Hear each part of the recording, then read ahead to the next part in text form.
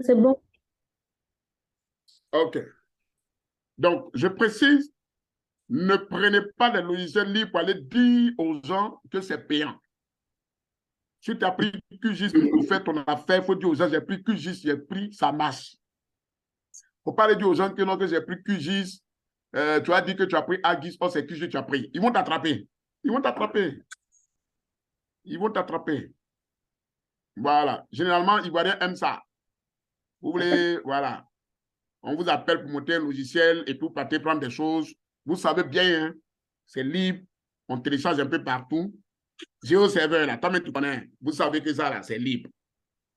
Tu t'en vas, tu t'en dis aux gens, non, voilà, c'est commercial, voilà, voilà, j'ai payé ça à 10 millions. Donc, on donne 10 millions. Et puis, quand tu donnes net, et puis voilà, vous partagez entre vous. Ça fait l'argent, c'est bien. Ils vont t'attraper. Ils vont t'attraper. Quand tu vas déployer l'application, on va t'attraper. Et on va te dire, monsieur, revenez ici. C'est pas juste. Il y a les logiciels qui sont libres, qui font les mêmes choses que les logiciels qui sont payants. Donc, allez-y, vous enquêtez, vous regardez, vous cherchez ce qui est libre et puis vous téléchargez. Tomcat là, c'est un serveur web, excusez-moi, c'est un serveur web, mais qui est libre. Il ne faut pas aller dire aux gens que non, que c'est payant.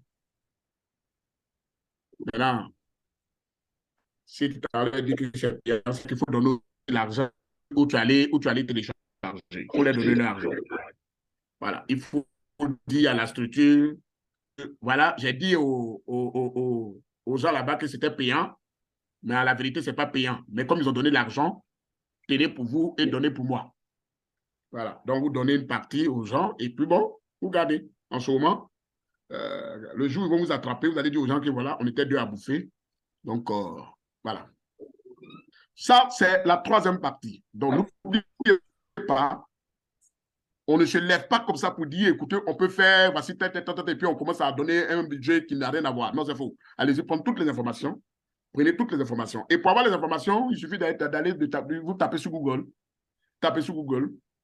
Vous demandez quels sont les logiciels, voilà. On vous demande une application, vous savez vos applications, les logiciels que vous voulez prendre. Voilà. Et vous commencez à taper. Pour traiter vos couches, pour traiter vos images, pour traiter vos différents cas, tout et tout. Il y a plein de logiciels. Vous demandez. Voilà. Il y a un logiciel là, Supermap, je pense bien, Supermap, lui, il est payant. Supermap, il est payant. Voilà. Donc, si tu veux, si tu peux, vous pensez que notre Supermap est tellement joli, intéressant, tout et tout, et que vous voulez utiliser, mais vous dites aux gens, c'est payant. Et puis voilà, vous payez. Et maintenant, vous utilisez ça. Voilà. Mais tout dépend de vous. Ensuite, le quatrième point, nous passons automatiquement à la conception et la construction de la base de données. N'oubliez pas, on a dit que notre application, il y a toujours un système de gestion des bases de données derrière. Donc, vous devez concevoir votre base de données. Une base de données ne se conçoit pas comme ça. Ça veut dire qu'on ne clique pas en même temps pour écrire, OK, creative not exist, database, Non, c'est pas comme ça. Vous devez définir exactement le système d'information qui doit soutenir votre application. Sûrement, le cours de base de données vous a donné toutes ces notions-là. Vous devez bien mettre en place, concevoir tous vos différents diagrammes et à partir de là, maintenant, faire sortir tous les différents modèles. Après avoir bel et bien fait ressortir toutes les différentes informations, comme les informations véhicules, vous devez faire ressortir maintenant vos modèles de conception de base de données, comment on appelle les données. Et c'est ça que vous partez maintenant programmer et construire votre base de données. Si vous ne faites pas ça, vous allez concevoir une base de données qui va vraiment créer toutes sortes de problèmes devant. Toutes sortes de problèmes. Vous allez vouloir sauvegarder une information, ça ne passe pas. Parce que des clés primaires ou des clés étrangères qui n'existent pas. Vous lancez, ça ne passe pas. Et vous commencez à crier, mais l'application, c'est difficile, changer toutes sortes de systèmes. Bon. Et pourtant, c'est vous-même qui n'avez pas bien donné la bonne structure de votre base de données. Donc, il faut bien réfléchir pour avoir toutes les informations. Voilà pourquoi vous devez vraiment mettre beaucoup de temps sur l'analyse des besoins. L'analyse des besoins doit déboucher à la mise en place du système d'information. comment l'information transite au niveau de votre application. Qui fait quoi? Ça part d'où? Ça va où? Ça arrive à quel niveau?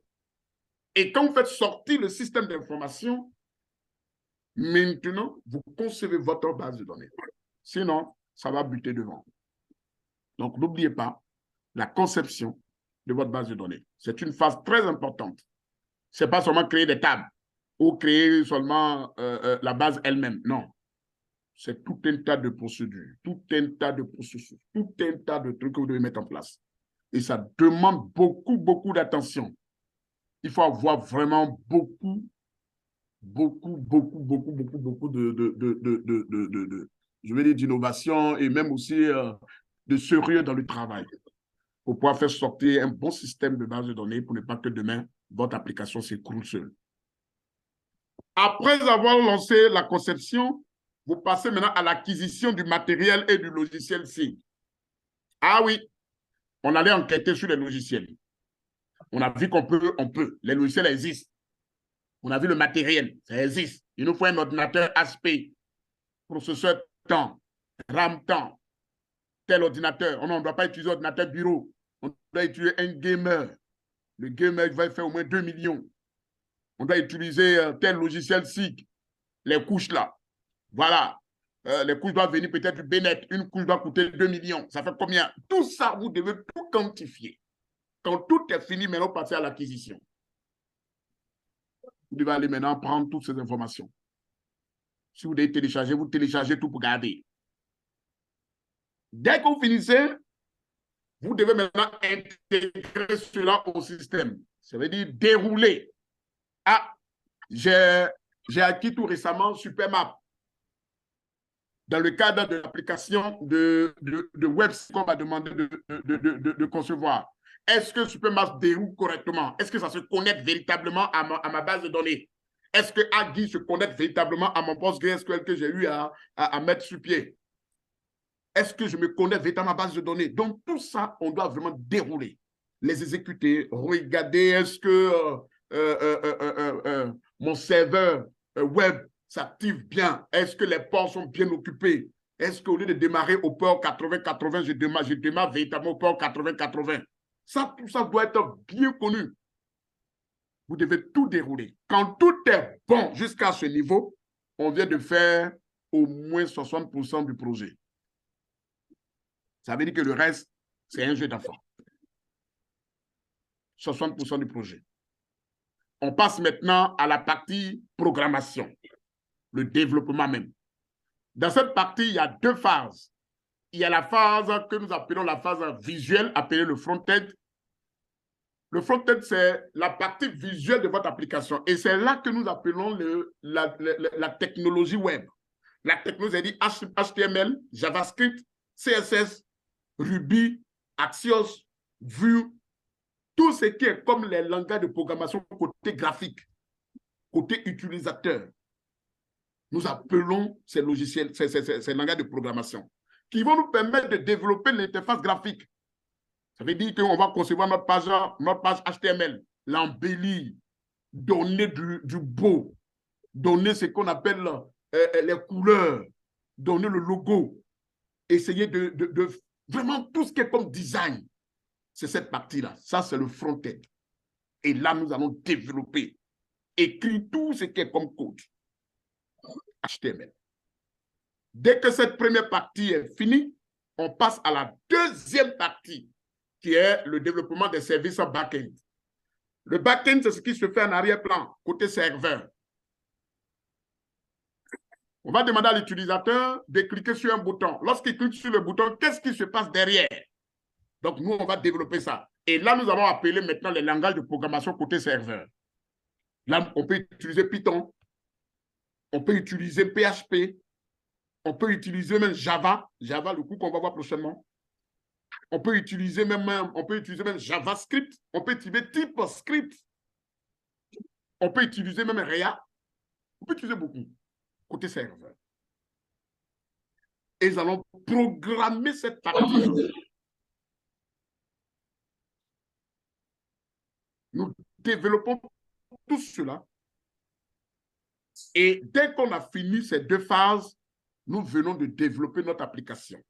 Mais bel et bien, il faut vraiment dérouler au fur et à mesure. Le développement se fait en local. Généralement, le serveur va se dérouler, va démarrer en local. Voilà. Donc, ça va venir en local. Donc, c'est un serveur vraiment local qui est sur votre machine, votre propre machine. Dès qu'on finit, il faut bien que celui qui est à Buna accède aussi à l'application parce que pour l'instant, l'application est en phase de développement. Donc, ça est sur votre propre machine. Mais dès que vous finissez, vous devez mettre l'application en ligne. On dit qu'on déploie l'application. Donc, vous devez déployer l'application. Le déploiement définit ce qu'on appelle les paramètres informatiques que l'application doit mettre en place pour que celui qui est peut-être à Congo, celui qui est aux États-Unis, celui qui est en France puisse accéder à votre application. Donc, il vous faut trouver un hébergeur. Là encore, c'est payant. Il faut trouver maintenant, comment on appelle là même là, la partie maintenance. Parce que lorsque vous déployez l'application, vous devez passer à la phase maintenance. C'est la partie la plus difficile dans le développement d'application, la maintenance. Parce qu'il arrive que l'application ne déroule pas, ne fait pas ce qu'on attend. Donc, il y a des bugs. Les bugs, c'est-à-dire ce sont des petites erreurs que nous constatons dans les phases de test ou dans l'utilisation de l'application. Et en ce moment que vous apportez maintenant votre expertise en termes de maintenance, vous dites, ah, on a constaté telle chose, on vient réparer. C'est là où vous faites ce qu'on appelle les mises à jour. Les mises à jour. Et c'est l'une des parties les plus importantes dans le développement d'applications. Et c'est très coûteux. Vous allez voir le logiciel, on va vous dire que le logiciel fait 4 millions. Ce n'est pas le développement qui fait 4 millions. Le développement peut-être va faire peut-être 1,5 million. Mais la maintenance, parce que la maintenance, c'est dans le temps. C'est juste pour une longue durée. On peut te dire, tu fais une maintenance de 2 ans, une maintenance de 3 ans. Donc, il y a ça. Il ne faut jamais oublier quand vous allez monter votre application. Il y a aussi la formation. Parce que c'est une application, il faut que vous formez les utilisateurs.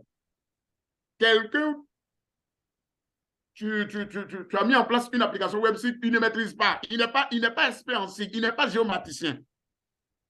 Il n'est pas un gars de site, il ne sait rien. Ce qu'il lui connaît, c'est appuyer bouton. Il prend souris et il clique bouton. Il tape sur clavier. Mais il faut bien lui dire qu'on ne va pas là-bas. Où tu veux cliquer là-dessus, tu cliques, l'application va s'écrouler. Donc, il faut former les utilisateurs. Et là encore, c'est coûteux. Donc, il faut préciser cela dans votre cahier de charge ou dans votre budget quand vous voulez former aussi les gens au niveau de votre application ou de l'application que vous avez développée. Donc, vous devez aussi leur dire la formation des utilisateurs. Ça aussi, c'est quand même dans la phase du développement. Donc, vous devez aussi former les utilisateurs, les administrateurs, les utilisateurs expérimentés et aussi les non-utilisateurs. Mais les non-utilisateurs, c'est-à-dire ceux qui ne sont pas expérimentés, là, vous ne pouvez pas former tout le monde.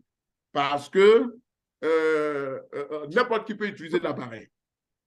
Donc, vous, à votre niveau, vous mettez ce qu'on appelle les garde-fous pour éviter que quelqu'un ébranle votre application ou quelqu'un fasse écouler vraiment l'application. Vous avez mis plus de 3 ans à développer une application web. Quelqu'un vient faire ça en 1 minute et tu n'as plus vraiment droit à l'application pour un projet qui t'a coûté énormément des millions. Donc, il faut faire très attention. Vous devez former les utilisateurs et aussi passer à la phase de maintenance. Dans la phase de maintenance, vous allez faire ce qu'on appelle la maintenance de la base de données. Au niveau de la base de données, on appelle ça l'optimisation de la base de données. Il arrive que les données que vous sauvegardez, à un moment donné, occupent une place importante. Donc, il faut faire ce qu'on appelle des sauvegardes, mais en même temps aussi, il faut optimiser ce qu'on appelle la base de données. Il faut optimiser, il faut essayer de gérer ce qu'on appelle des requêtes internes au niveau de la base de données. Et il dit qu'il y a d'autres choses qu'on doit faire au niveau de la base de données que nous appelons les triggers.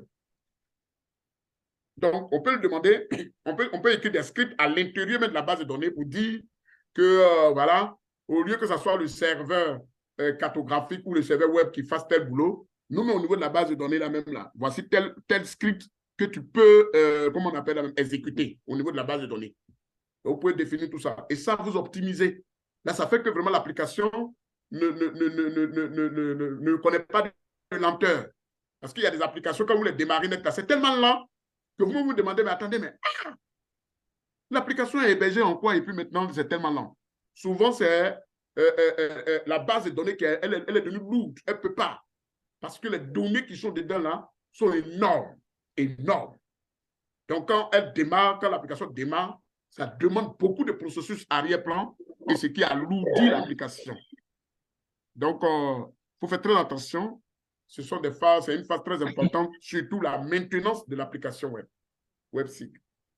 Voilà, je vais m'arrêter là. Je vais finir en disant que voici présenté le cycle de développement d'une application web, particulièrement une application WebSig. Et si vous avez des questions, je vous écoute.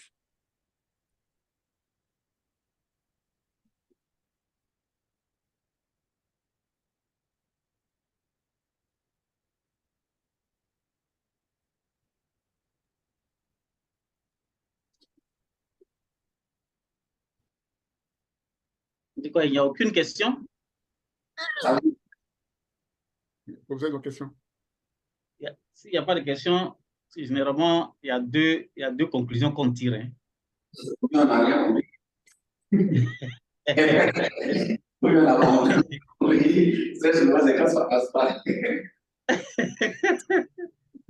Donc, là, je suppose que la conclusion que moi je tire, c'est que vous avez parfaitement compris. C'est pas une conclusion d'avoir une question.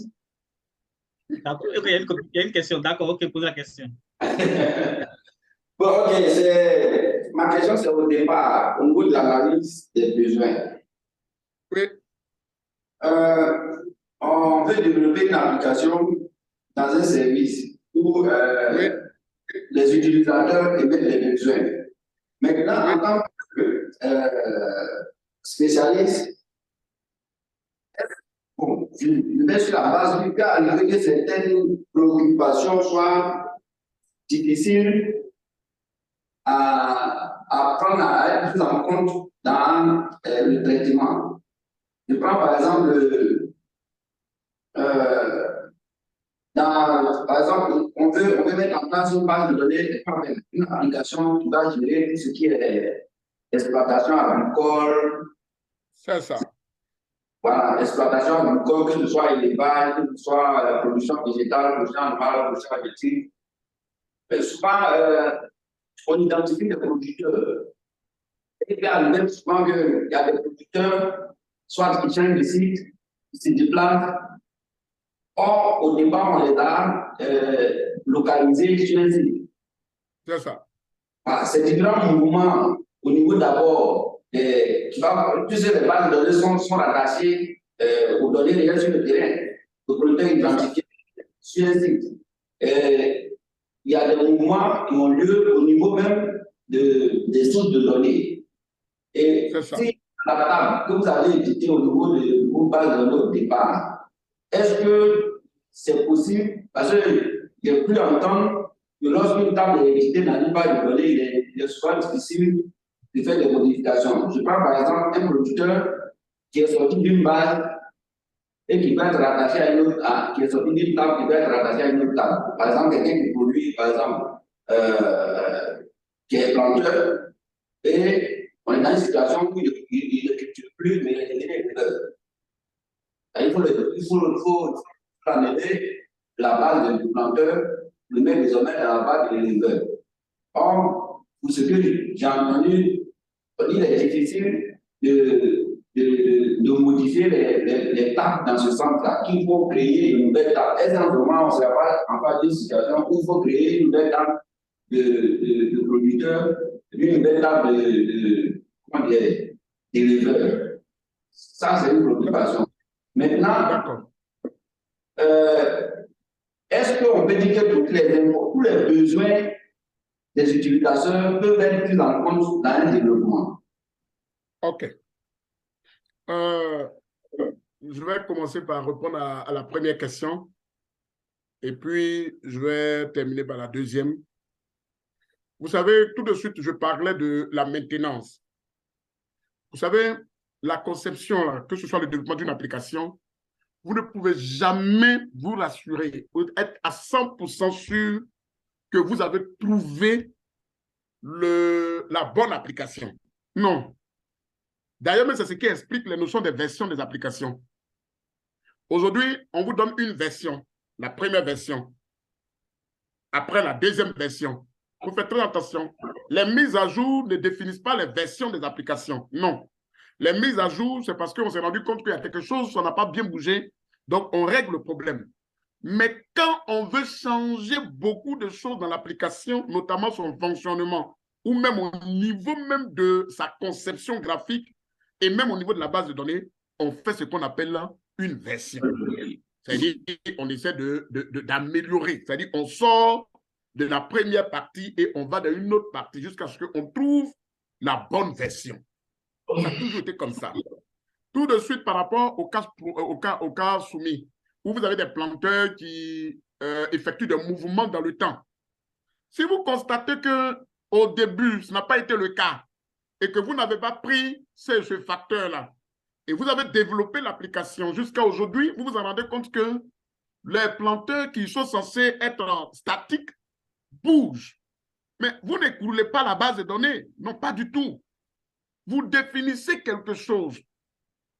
En tant que concepteur, c'est à vous de dire, mais attends, je constate que les planteurs, là, au lieu de rester statiques, ils ne restent pas statiques. Ils bougent. Qu'est-ce que je fais pour que ces derniers-là ne puissent pas vraiment ébranler mon application? Donc, cela devient une réflexion. Si vous devez créer une table pour garder toujours la même structure de votre base de données, vous créez votre table, mais vous liez la table à l'ancienne table où se trouvaient les planteurs, ou les planteurs qui étaient supposés être statiques, mais qui bougent maintenant. De telle sorte pour ne pas perdre l'information des premiers des planteurs que vous avez eu au début et que vous conservez toujours les mêmes informations, mais sauf que c'est le mouvement qui sera maintenant, je vais dire, évalué dans la nouvelle table. Tout dépend de vous en tant que concepteur.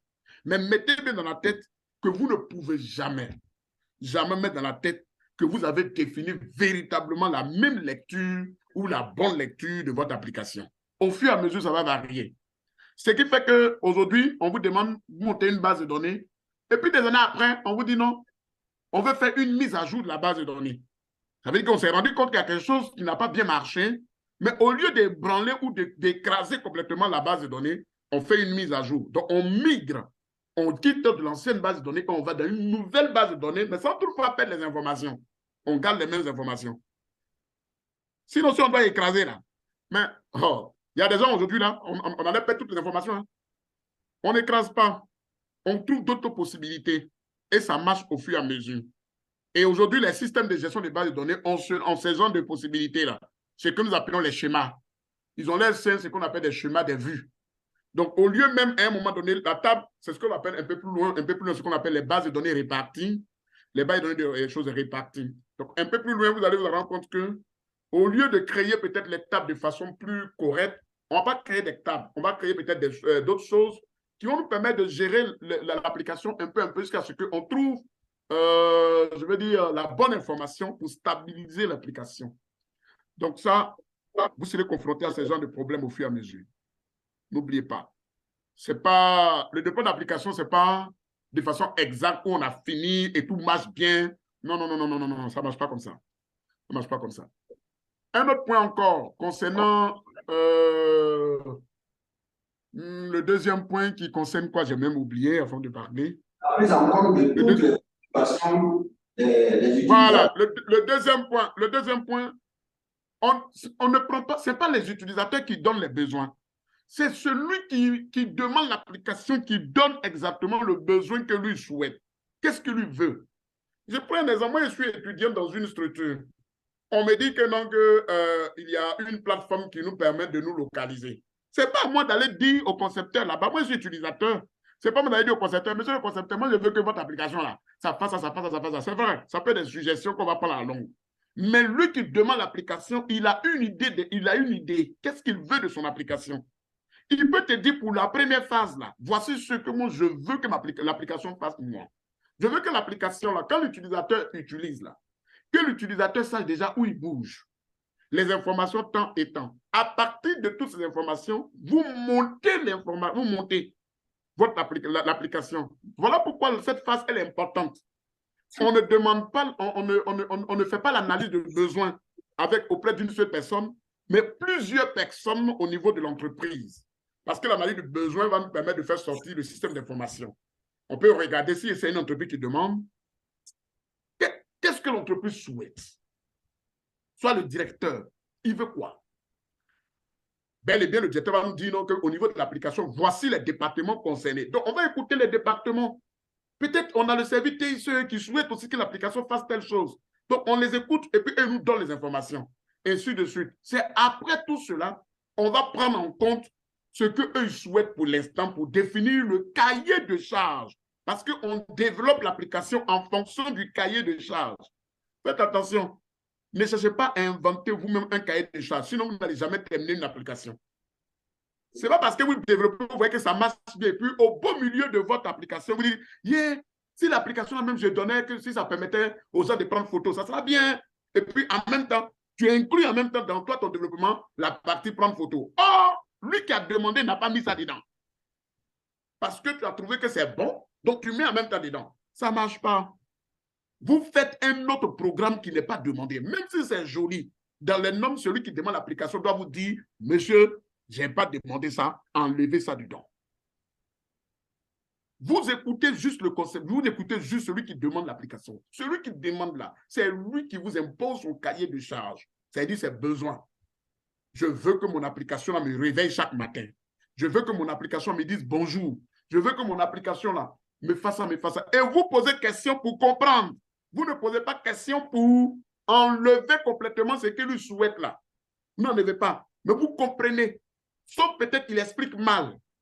Mais vous arrivez, vous comprenez, et puis vous lui donnez, comme vous êtes expert du domaine, vous lui donnez ce que pourrait être ce qu'il demande.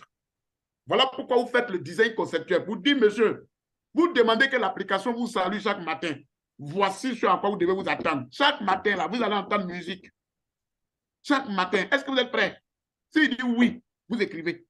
Et vous définissez le cahier de charge. Quand vous finissez, vous programmez là-dessus pour ça. C'est vraiment ce que je voulais dire là-dessus. Je ne sais pas si le professeur voulait dire quelque chose. Non, à mon niveau, ça va, il n'y a pas de souci. Une autre question. Une autre question. Oui, monsieur Demandé. Oui, ça c'est au niveau des designers. Vous avez dit que dans le développement, bon, c'est vrai que c'est nous qui allons jouer ce rôle-là, même pour des projets plus importants, cela nécessite qu'on fasse appel à des spécialistes au niveau du design.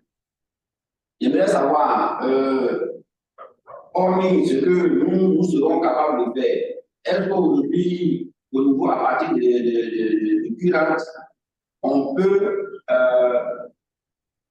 avoir l'assurance que dans un développement, dans un projet de développement de web, on a des ressources pour pouvoir accompagner et prendre en charge cette facette-là?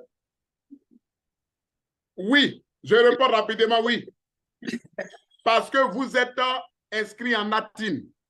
D'accord.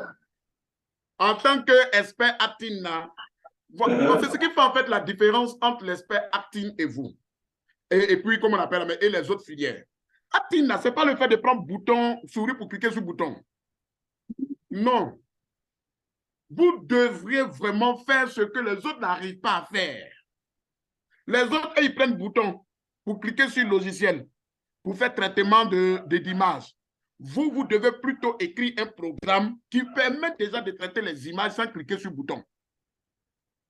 Si les autres prennent une souris pour cliquer,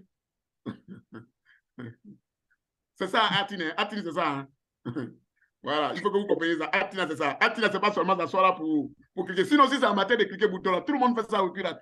Tout le monde, toutes les filières. Si c'est pour ça seulement, c'est que Atina, ça n'a pas de sens. Vous devez écrire des programmes. Vous devez dessiner. Voilà pourquoi dans votre formation, vous avez tout ça à la fois.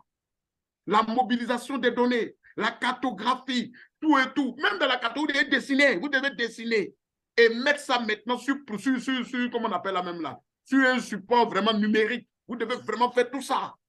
Vous devez tout faire. Donc, en tant qu'expert ATIN, le côté design est la même là. C'est vous votre domaine. Et c'est pour ça le cours de WebC, conception d'une application WebC. Vous devrez vraiment dessiner vous-même l'application. maîtrisez tout. Quand vous finissez, on dit vous êtes expert ATIN. Le jour où on dit il y a un projet là, vous écrivez dedans. On ne fait plus appel à quelqu'un, c'est vous-même qui êtes l'expert. Ça marche. Voilà, c'est vous qui êtes l'expert. Maintenant, il fallait que, comment on vous dise qu'il y a vraiment ce domaine qui existe. Pour ne pas que demain, quand vous serez sur un projet, quand on vous dit non, on a un design ici, UI, vous allez dire, c'est quoi ça encore? Parce que Ivoirien, c'est comme ça. Quand vous ne connaissez pas, vous trouvez que non, il faut un peu de trop. Voilà. Donc, mettez bien dans la tête que demain, vous allez vraiment avoir ceux-là aussi devant vous. Donc, vous serez en compétition avec ceux-là. Vous serez en compétition aussi avec aussi les gens de SI, de base de données. N'oubliez pas que vous êtes formé aussi au QRAT en tant qu'administrateur de base de données. Donc, vous serez en compétition avec les gens qui sont administrateurs de base de données de formation. Vous serez en compétition aussi avec les géographes. Ah oui! Vous serez en compétition aussi avec les informaticiens. Parce que vous serez en compétition avec le développement d'applications. Vous serez en compétition avec beaucoup. Les modélisateurs, les hydrologues, les temps, tout c'est votre domaine. ATIN, c'est maintenant votre formation commence. Wow. Donc, pour ceux qui pensent que c'est pour venir s'asseoir là, prendre un bouton pour taper, cliquer, non. Non. Et le professeur vous a dit, depuis le web mapping et tout, votre spécialité, c'est ça. Vous devez, c'est-à-dire, vous devez rester dedans. Travailler, programmer. Le jour où le directeur de culotte a besoin d'un algorithme de classification, c'est vous qu'on fait appel. C'est vous. C'est vous, on doit faire appel pour écrire l'algorithme. Et en Python, et en Java, et en JavaScript. Le jour où on dit on a besoin de quelqu'un pour mettre en place un website, un web mapping, c'est vous. On vous appelle. Et vous descendez pour écrire.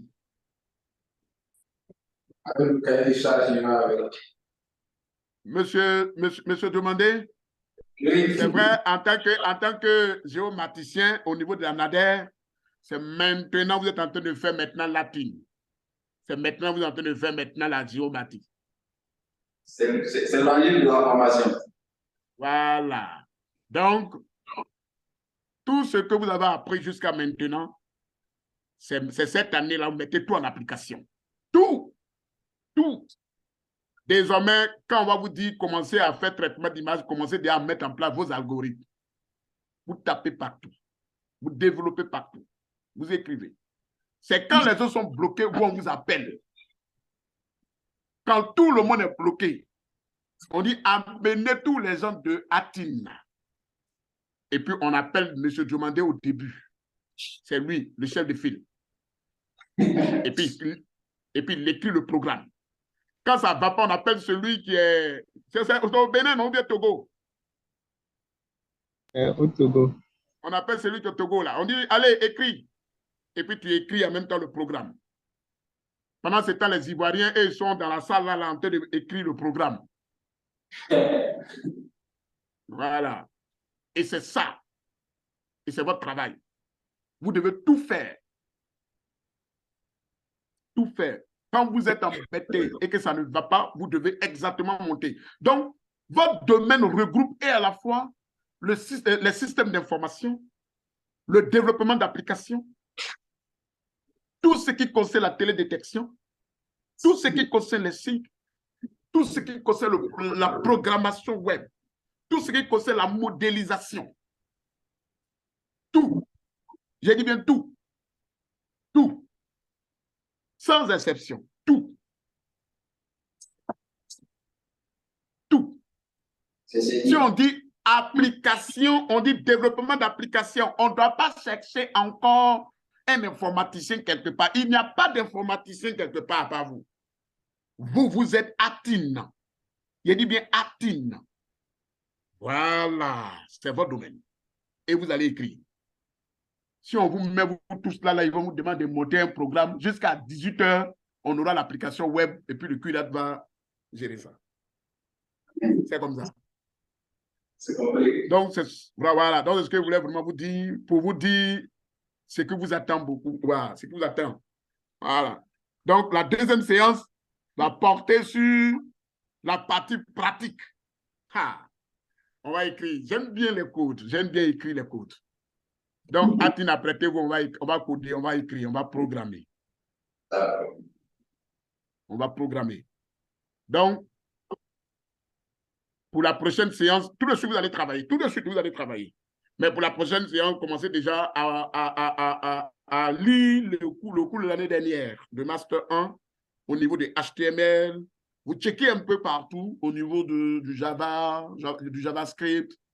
Et puis voilà. Quand on va faire pour Java, le langage Java, vous allez concevoir des logiciels, des vrais logiciels, desktop, que vous pouvez vendre. Donc, apprêtez-vous. C'est Atine. Voilà. Question.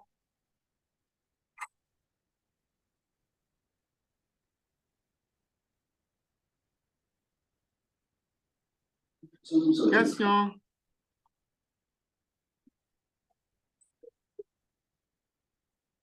Il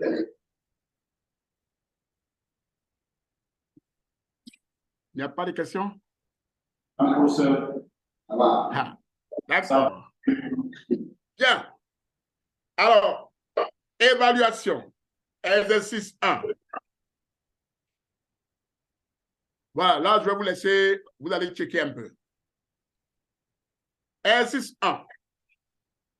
À l'aide de vos recherches sur la plateforme Google, identifiez deux applications web-site.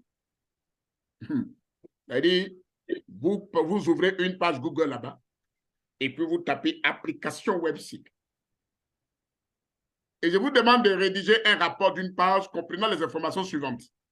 Le nom de l'application web-site que vous-même vous avez vu. L'adresse URL et le développeur de l'application. C'est-à-dire, est-ce qu'il y a une adresse? Est-ce qu'il y a un développeur? Si oui, vous écrivez le nom du développeur.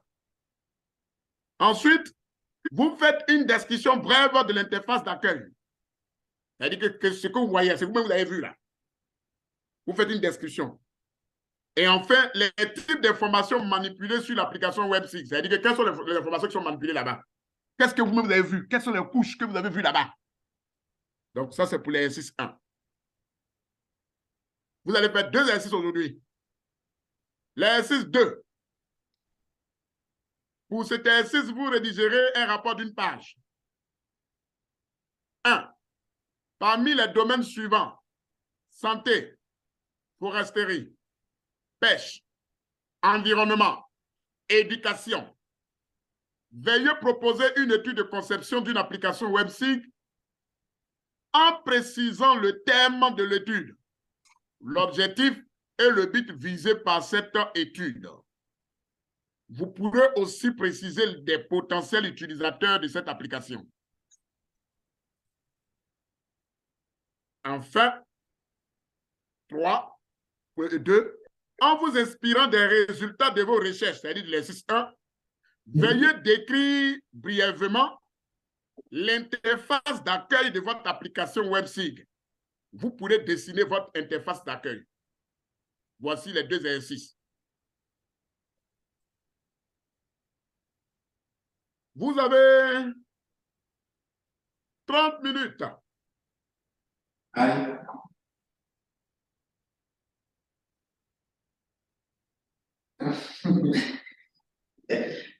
C'est maintenant. D'accord. Okay. Maintenant.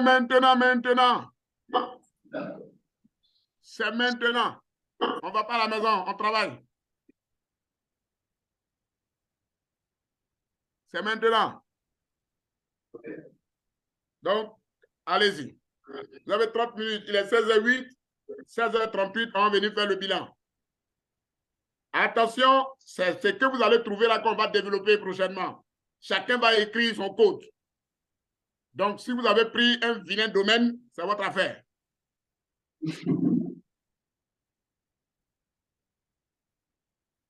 Et si vous avez 30 minutes,